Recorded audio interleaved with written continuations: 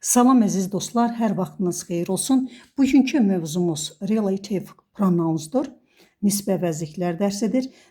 Onu qeyd edim ki, nisbə əvəzlikləri və ümumiyyətlə conjunctions mövzusu qrammatikanın incə detallı bölmələrindən birisidir. Bunlar iki cümləni birləşdirərək əlavə məlumat verir. Advanced səviyyədə imtahanlarda birbaşa yüksək xal qazandıracaq qızıl qaydalar və bu nisbə əvəzliklərin fərqlərini sizlərin nəzərinizə çatdırıram. Əvvəlcə zətdən başlayaq. Zət universal nisbə əvəzlikdir. Həm insan, həm heyvan, həm də əşya üçün işlənə bilir. Çünki fərqli cümlə üzvləri və nitq hissələri kimi çıxış edir. Gəlin zətin çıxış etdiyi funksiyalara bir daha nəzər salaq. İşarə əvəzliyi kimi adjektiv funksiyasında işlənə bilər. Uzaqda olan tək əşyanı göstərir. Bildiyiniz kimi, işarə əvəzliyi kimi zətin cəmi those'dır. O və zərli və yaxud keçmiş zamanda olan cümlələrdə thatdən istifadə edilir. İsimdən əvvəl gələrsə sifət, tək gələrsə əvəzlikdir. Misallara baxaq. I like that book. O kitabı bəyənirəm. Burada kitabın qarşısında gəldiyinə görə zət sifət, adjektiv funksiyasında iştirak edir. What is that? O nədir? Burada isə işarə əvəzliyi funksiyasında iştirak edir. Nisbə əvəzlik kimi zət təyin budaq cümləsində relative clause-da who, whom, which-i əvəz edə bilir. Özündən əvvəl mütləq bir isim gəlməlidir. Nümunə. The car that which he bought is expensive. Yəni, aldığı maşın bahalıdır. Maşın cansızdır, cansız əşyadır. Zət işlədirik, which-i də onun yerinə yaza bilərik. Deməli, zət dediyimiz kimi which-i də əvəz edir. Vergüllə ayrılan cümlələrdə bunlar non-defining cümlələr adlanır və söz önlərindən, yəni prepositionsdan dərhal sonra zət işlənməz. Nümunə, the house in that ifadəsi yanlışdır. The house in which I live deməliyik. My brother, virgül, that lives in Baku is a teacher. Bu ifadə yanlışdır. Dedik ki, virgüldən sonra zət gəlməz. My brother, virgüldürsə, deməli, who lives yazarıq. Bağlayıcı kimi işlənmə yerləri tamamlıq, mübtəda və ya xəbər budaq cümlələrini bağlayır. Özündən əvvəl isim yox, feil və ya sifət gəlir. Bu, zətin heç bir tərcüməsi olmur və cümləni içərisində zəti ata bilərik, çıxara bilərik cümlədən. I know that you are right. Bilirəm ki, sən haqlısan. Bu, tamamlıq budaq cümləsidir. Əgər zəti buradan çıxartsaq, yenə də cümlənin mənası dəyişmir. Bir qeyd edək burada. Want to know, bilmək istəmək, ask, wonder feilləri məna etibarilə daxilində şübhə, qeyri-müəyyənlik və ya sual daşıyır.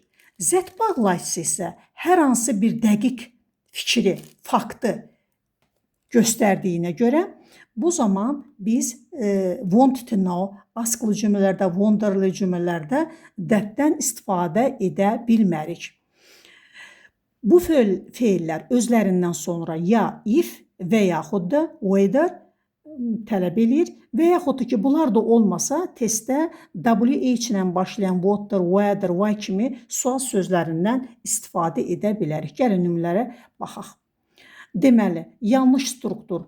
I wonder that she will come. Wonderlı cümlədə dedik ki, zət işlənməyəcək. Askılı cümlədə dedik ki, zət işlənməyəcək. Burada if və yaxud da VD qoyuruq. Video materialı saxlayıb rahat şəkildə baxa bilərsiniz. Bəs testlərdə zət bağlayıcısına hansı feillər seçməliyik? Deməli, əziz dinləyənlər, əgər cümlədə əminlik, dəqiqlik varsa, zət işlənir. Məsələn, know, bilmək, think, düşünmək, believe, inanmaq, say, demək. Bu kimi sözlər varsa, biz burada zətdən istifadə edə bilərik. Qısa bir qeydi yadımızda saxlayaq. Testdə feillərə diqqət yetiririk. Əgər proses hələ bilinmirsə və yaxud da sual altındadırsa, yəni cümlədə dediyimiz kimi ask, wonder, wanted to know, not be sure, have no idea belə bir feillər varsa, bunlardan sonra cavab mütləq if, whether olacaq, zət seçə bilmərik. Buna aid misalları görürsünüz. It is obvious that he will win. Onun gəlib, deməli, qalib gələcəyi bəllidir. Yəni, bilinir ki, o qalib gələcək. Bu, mübtəda budaq cümləsidir, əminlik var. Ona görə biz burada obvious'dan sonra nəyi götürdük? Zəti götürdük. Buna fikir verirsiniz. Və bir də, deməli, yoldaşlar, aktiv, yəni məlum növdə feil, yəni tel feili dərhal özündən sonra zət tələb etmir. Yəni teldən dərhal sonra aktiv, yəni aktiv voice-da biz zəti işlədə bilmərik. Çünki tel mütləq kiməsə deyilməsinə, yəni vasitəli bir tamamlıq tələb edir. He told me that. Mütləq deməli tel feilindən sonra bir obyekt gəlməli, daha sonra zət işlənməli. Amma cümlə pasiv struktura, yəni məchul-dadırsa, bu zaman canlı tamamlıq ona keçdiyi üçün tel feilindən sonra birbaşa zət işlənə bilər. Deməli, teldən sonra birbaşa zət o zaman gələr ki, bu zaman o məchul növdə olsun. İki, deməli, cümlə vermişəm, biri məlum, biri məchul növdədir. Göründüyü kimi məlum növdə tel, tolddan sonra mütləq bir obyekt, daha sonra zət gəlməlidir. Birbaşa zət gələ bilməz. Birbaşa zət o zaman gələr ki, tel, tolddan sonra o məchul növdə işlənsin. Want feili non-clause isim budaq cümləsi bağlayıcısı olan zət ilə heç vaxt işlənmir. Yəni, I want that you go demək tamamilə yanlışdır. Bunun əvəzinə biz mürəkkəb tamamlıq dərsindən keçdiyimiz kimi, deməli, bu zaman hər hansı bir object gəlməlidir, daha sonra to-lu infinitiv işlənməlidir. I want you to go. Want-dan sonra obyekt you, daha sonra isə to-lu məsdər gəldi. Daha sonra sizlərə hansı hallarda zətin işlənməsi və buna diqqət yetirməyimiz önəmlidir. Deməli, əgər zət üstünlük təşkil edirsə, deməli, videonun sonraki səhifələrində də zətin which-lə fərqini dedikdə bir daha bunun altını çizəcəm. Ona görə diqqətli olaq. Hansı hallarda zət işlənir, üstünlük təşkil edir? Bu, sifətin üstünlük dərəcəsində, superlative-də buna aid misal yazmışam. This is the best book, which yox, zət işlədirik. Which burada tövsiyə edilmir. Sıra saylarında the first, the second, the last, every, all, only, very, any sözlərindən sonra zət işlənir. Bunun nümunələrə baxarsınız. İnsan və üstəgələk, əşya, yəni insan əşya ilə birlikdə gələrsə, bu zaman da zət işlənir. Buna da aid bir nümunə var. The people and the cars that were destroyed. Göründüyü kimi insan anlayışı bildirən və ondan sonra isə əşya gələrsə, bu zaman zət istifadə edilir. Everything, something, nothing ifadələrdə bunlar cansız varlıqlardır, bilirsiniz. Ondan sonra zət işlənir. Bununla da mən zət haqqında məlumatı sizə tamamlayıb, daha sonra onun bir daha deməli tövsiyə versiyalarını sonraki səhifələrdə sizə izah edəcəm. İndi dərhal keçirəm who-ya.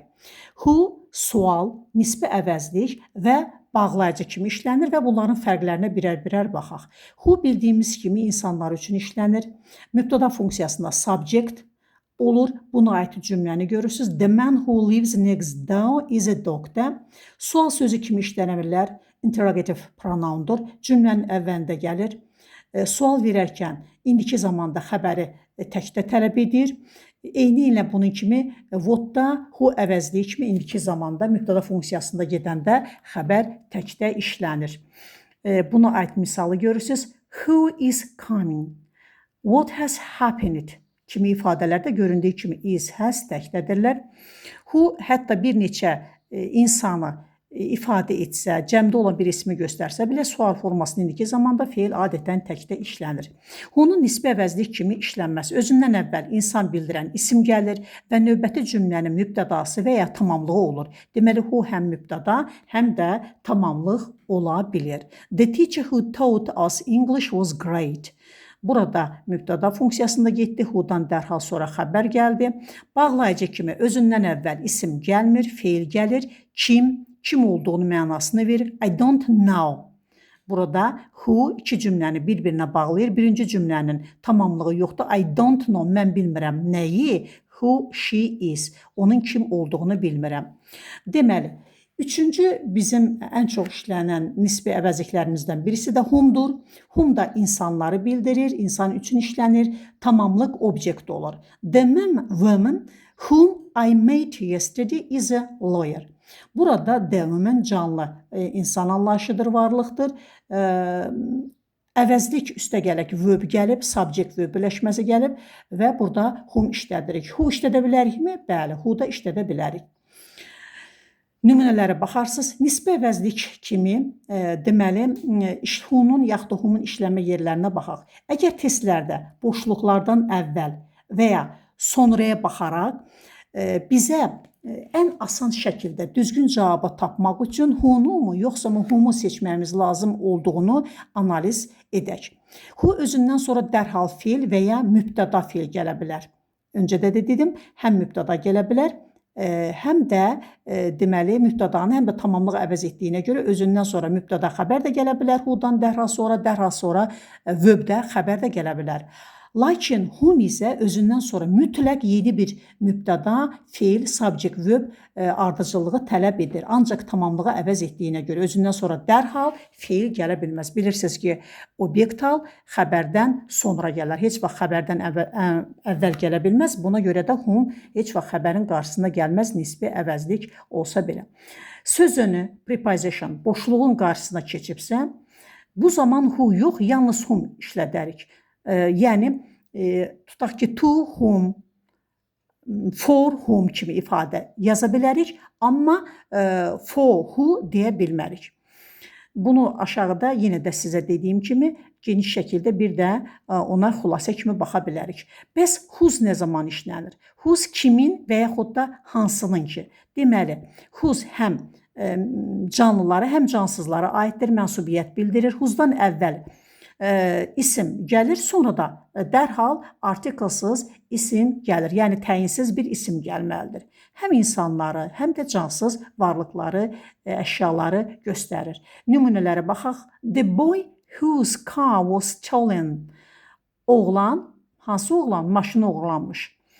The house whose roof is red. Hansı ev? Deməli, damı qırmızı olan ev. Whose əvəzliyinin isim kimi işlənməsi. Bax, bu bir incə bir nöqtədir. Ən çox müdavimlərə bu düşür. Normalda abituriyentlər, magistrlar üçün belə bir test nümunələri rast gəlinmir. Whose normalda özündən sonra mütləq isim tələb edir. Whose book, whose car. Lakin elə məqamlar olur ki, dostlar, whose tək başına sanki bir isim və ya mübtəda kimi çıxış edir. Gəlin bu incə məqamı təhlil eləyək. İsmin ixtisar olunması, possessive pronoun kimi iştirak etdikdə whose isimsiz işlənir. Danışıq bərpa olunan kontekstdə whosedan sonraki isim düşə bilər. This is great notebook. Whose is it? Yəni whose notebook is it? Bu əla notebookdur. Desək ki, həmin bu notebook sözünü ixtisar edirik. Whose notebook da deyə bilərik. Notebook ixtisar etdikdə deməli whose isimsiz də gələ bilər. Deməli, diqqət edirik ki, whose boşluqdan sonra artikellı isim və ya sifət varsa whose olmaz. Artikellı isim və ya sifət olduqda whose işlənə bilməz, o atılır. Gəlin indi də which-ə baxaq. Which hansı ki mənasında tərcümə olunur, əşyalar və heyvanlar üçün işlənir. The book which I bought is interesting. Özündən sonra həm feil, həm də mübtəda feil gələ bilir. Who-da olduğu kimi. Burada bir advanced detallara baxaq. Which bəzən özündən əvvəlki bütöv bir cümləyə aid olur. Bu zaman mütləq vergüllə ayrılır. Deməli, Z haqqında məlumat verəndə dedik ki, vergüldən sonra Z gəlməz, amma vergüldən sonra which gəlir. Siz bu nümunəni dayandırıb diqqətlə baxa bilərsiniz nümunəyə. He failed the exam which shocked everyone. O imtahandan kəsildi, hansı ki bu, yəni bunun kəsilməyi hamıya deməli şok kimi gəldi. hamını şoka saldı. Və yaxud da ki, which-in işlənməsinə baxaq. Məkan bildirən isimlərdir. Bildiyimiz kimi boşluqdan əvvəl the city, the house, the room, yəni məkan anlayışı bildirən hər hansı bir söz gəlirsə, V götürmək olmaz. Nə zaman olmaz? Əgər məkan bildirən isim və o zaman seçərik ki, subject verb gəlsin, mübtəda, daha sonra feil gəlsin. Və cümlənin sonunda bu zaman prepositions işlənmir. Əgər prepositions olarsa, which işlədəcəyik. Və yoxsa which, məkan bildirən isimlərdə, məkan bildirən isim varsa, which, that dərhal feil işlənir.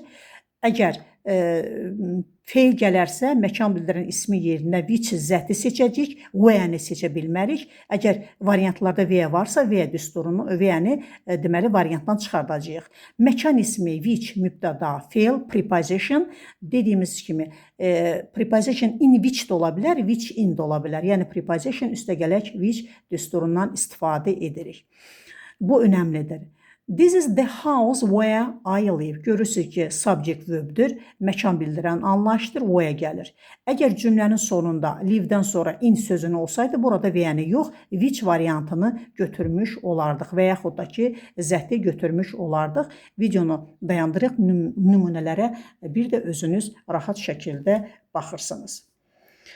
Daha sonra əziz dostlar, testdə tapmağın asan yolları boşluğun sağına və yaxud da sonuna baxaraq variantları ixtisar edə bilərsiniz. Əvvəl gələn, yəni sol tərəfdə, sonra sağ tərəfdə gələn deməli sözlərə baxıb asanlıqla insan anlayışı bildirən, daha sonra feil gəlirsə hunu, zəti götürürük. İnsan anlayışı, mübtəda xəbər gəlirsə, feil gəlirsə hunu, homu, zəti, hətta boşluğu da götürə bilərik.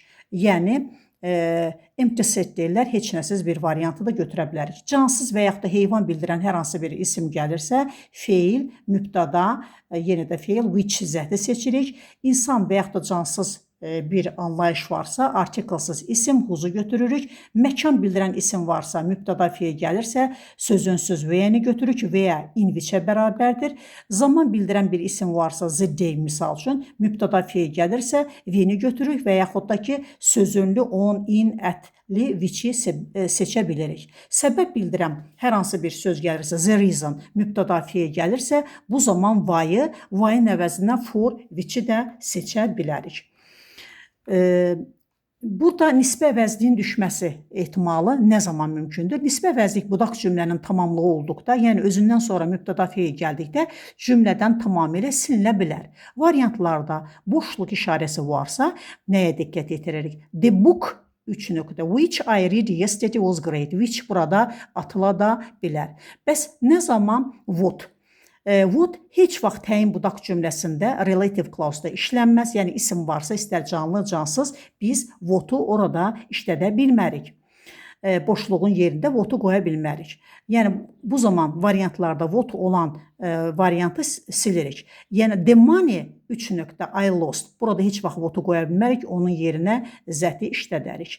Video materialı burada dayandırıb, daha sonra yerdə qalan hissəsini, ikinci hissəni çəkəcəm. Diqqətinizə görə sağ olun.